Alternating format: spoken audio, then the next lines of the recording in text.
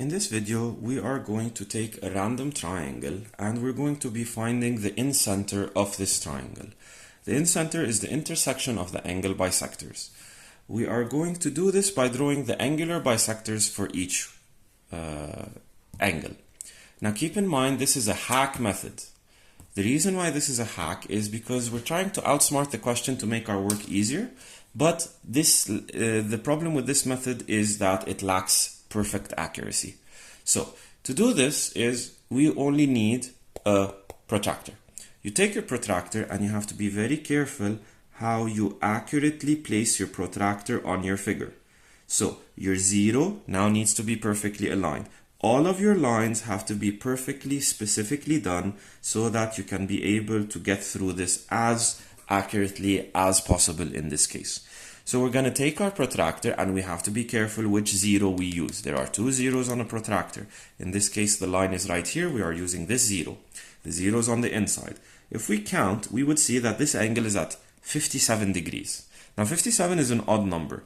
Half of 57 degrees is going to end up being 28.5 degrees, which means this is relatively a hard measure to deal with. And in this case, it's going to be around right here. We drew our first angular bisector mark, and we now draw the angular bisector. We mark these two angles as being equal, and we're just going to take a double check as how accurate are we in this case. It's not perfectly accurate, but it is relatively accurate.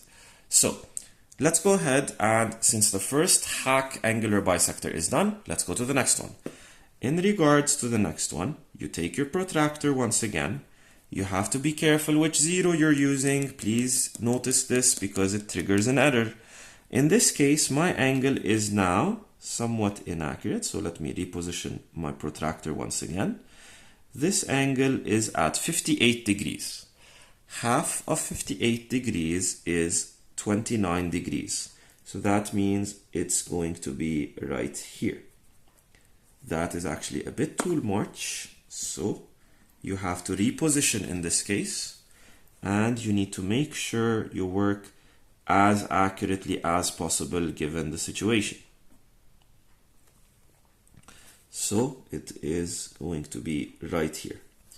So we draw our line, and notice it will intersect our other angular bisector which we drew a moment ago.